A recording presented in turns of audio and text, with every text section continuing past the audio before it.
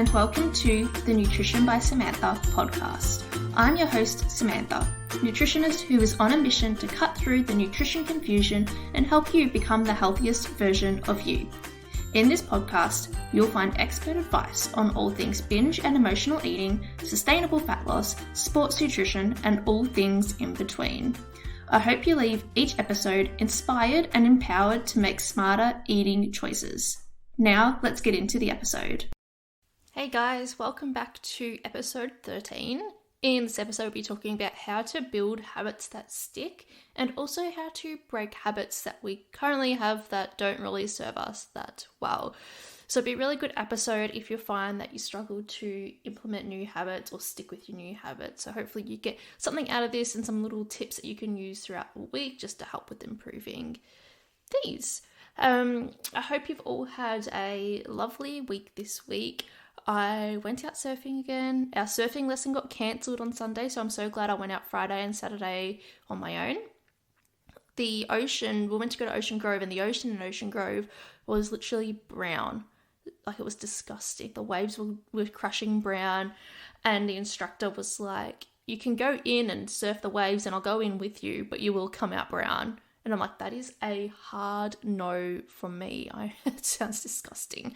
But it's from all the rain that we've had, all the dirt and rubbish has pushed into the ocean, and that's what's caused it to go brown, which I thought was pretty wild because in Torquay, the ocean isn't that brown. It was a little bit more than usual, but it wasn't as bad as what it was in Ocean Grove. It was pretty bad.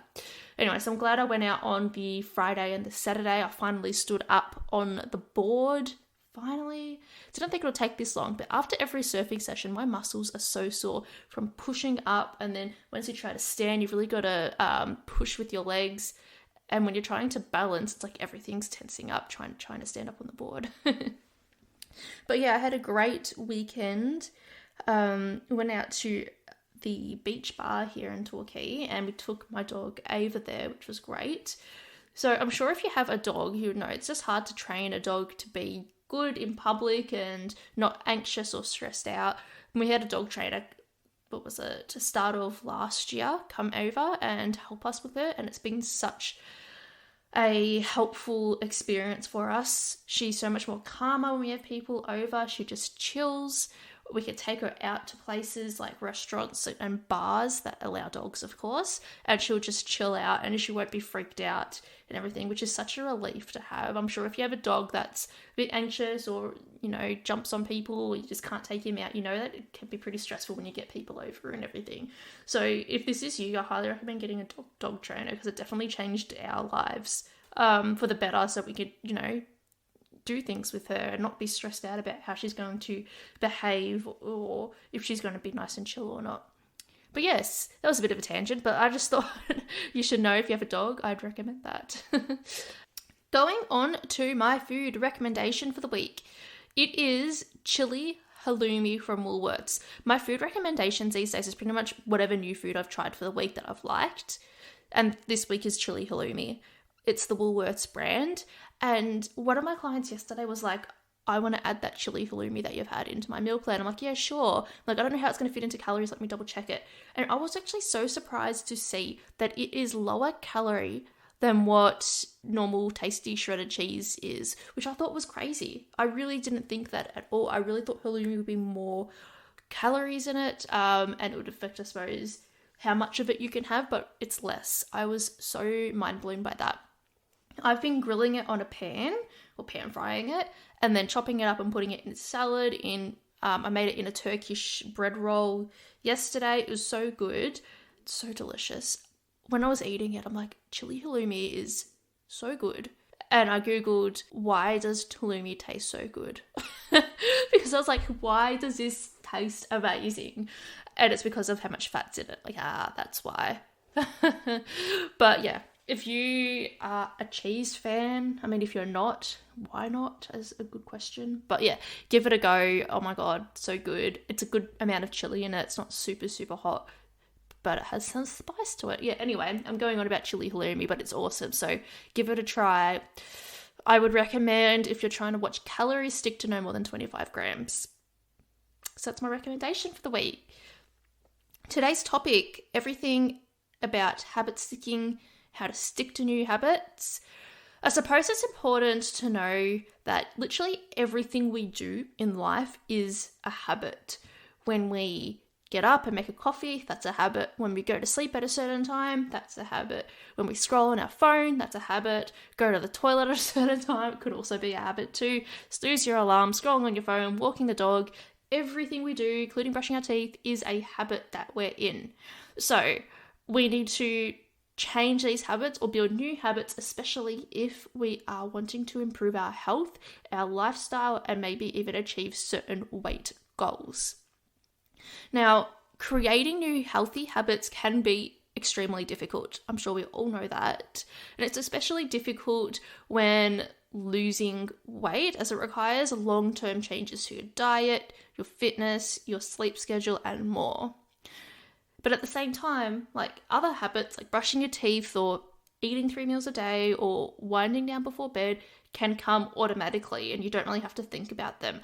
And that's sort of where you want to be with changing your habits for your lifestyle, where things are just automatic. Because I'm sure there's things that I do for my health that are automatic to me that you probably don't do, or vice versa. There's probably things you do for your health that I don't do. And all just comes down to, I suppose, our daily habits that we ingrain into our lifestyle. So we need to either get rid of some habits we have or add in new habits. So my first tip is to look at this as a cycle. So just picture like a triangle, and we have our cue, we have our routine, and we have our reward. And it's pretty much going in a cycle. And what we need to be doing is to change our routine. So an example of this that I saw on a TikTok video would be the cue being your alarm going off. The routine is snoozing your alarm, and the reward is getting to sleep longer. Now, the routine is what we need to change. So we want to stop snoozing our alarm. So something that we could do is, as soon as the alarm goes off, instead of snoozing it, we just grab a glass of water and have that glass of water. And that will help break that routine and consistently trying to do that.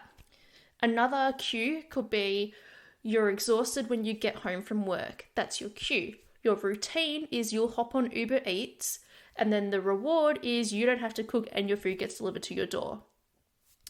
Now, to change that routine, maybe what we could do instead is always have pre-made meals on hand, and we want to change the routine from hopping on our phone and ordering Uber Eats to going to the freezer, grabbing that pre-made meals and put it in the microwave.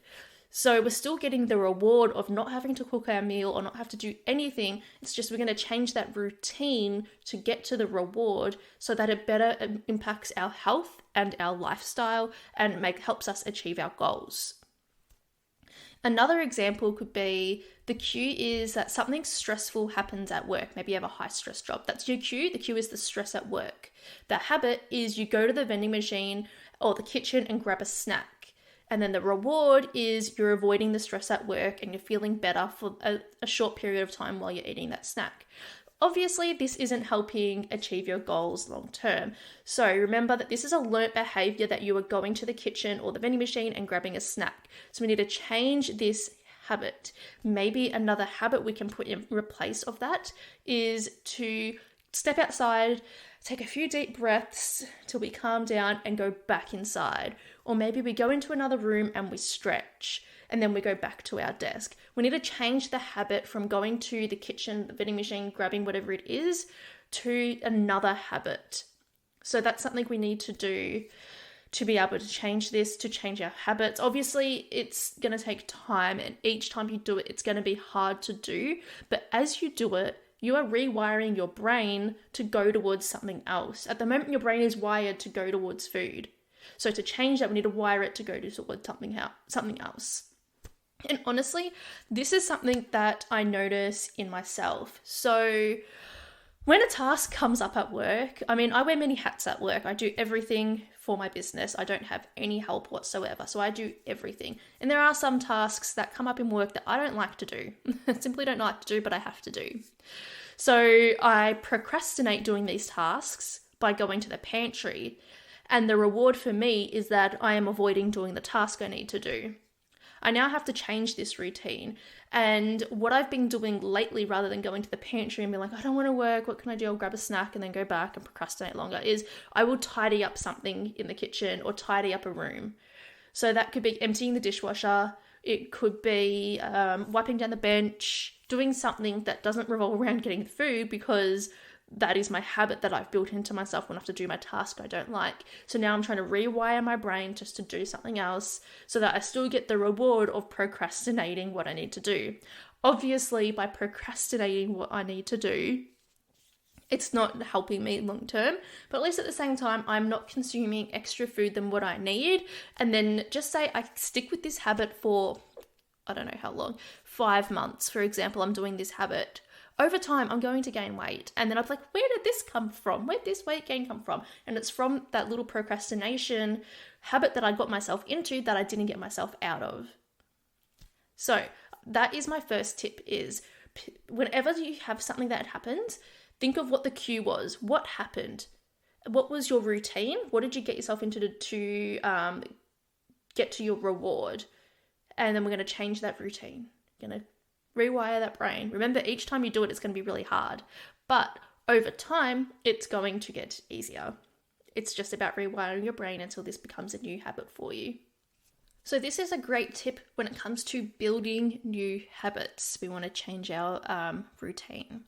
Now, my next tip is how to create new habits. And one tip I have is to do 1% better every single day. If you do 1% better over 30 days, you are 30% better. If you do 1% day over 100 days, you're probably 100% better. This is a very general way of looking at things, but I want you to pick something that is easy that you can do today that is 1% better than what you did yesterday. Now, this could be getting your coffee with 1 sugar instead of 2. The next day, it might be drinking 1 litre more of water. The next day might be eating a piece of fruit. These are little habits that you can increase day by day instead of going from one extreme to the other. A lot of the time, this is why diets fail, as we don't learn the daily habits that we need every single day to be able to live a healthy lifestyle and also maintain the results that we're seeing. So by slowly changing one habit at a time, or just trying to do that 1% better every single day, over time, over a year, 2 years, we would have built these new habits that are going to maintain for a longer term.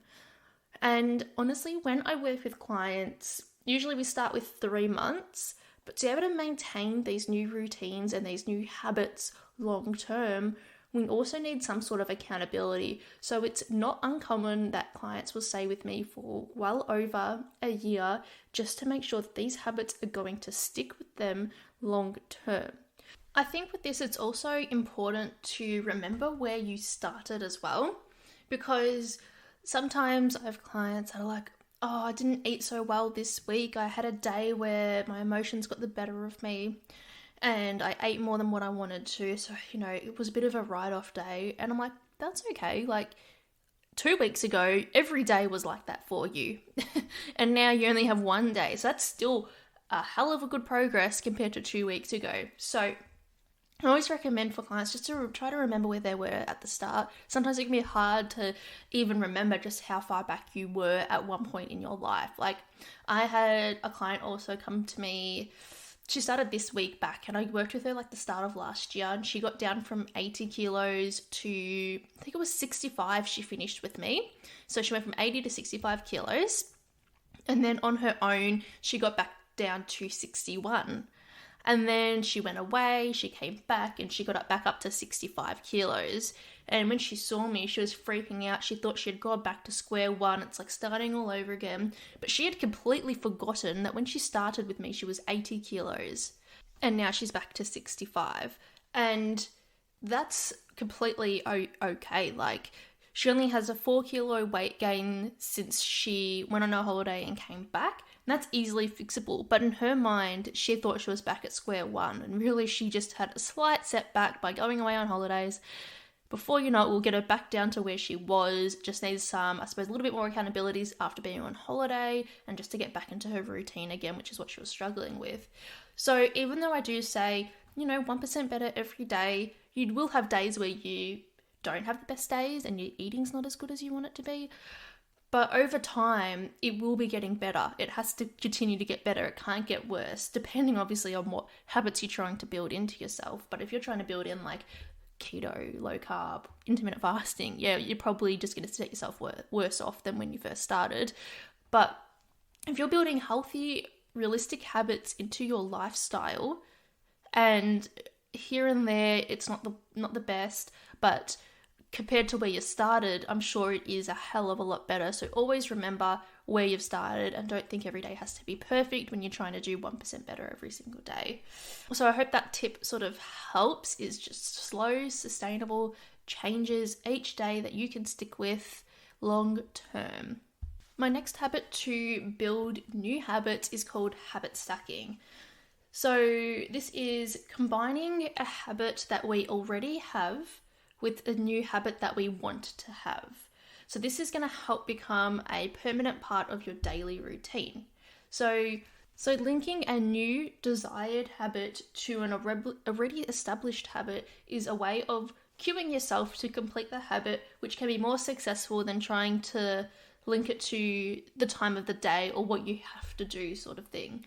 So an example of what I do is I hate cleaning. I just hate it. I don't like, doing chores and all that sort of thing. So I stack this habit with something I do enjoy doing. So while I'm cleaning, I will listen to a podcast, or while I'm doing up the clothes, I will call a friend, just to make it a little bit easier to get done. Otherwise I procrastinate it and I don't end up getting it done because I don't want to do it. Whereas if I'm doing it, I'm like, oh, I get to listen to my podcasts that I haven't had a chance to listen to yet. Or I get to call a friend while I'm cleaning or doing whatever. I get to talk to them while I'm doing something I don't like to do. It helps me get things done. But an example in your life that you might be habit stacking with, not even realizing, is you are making your coffee whilst booting up the computer.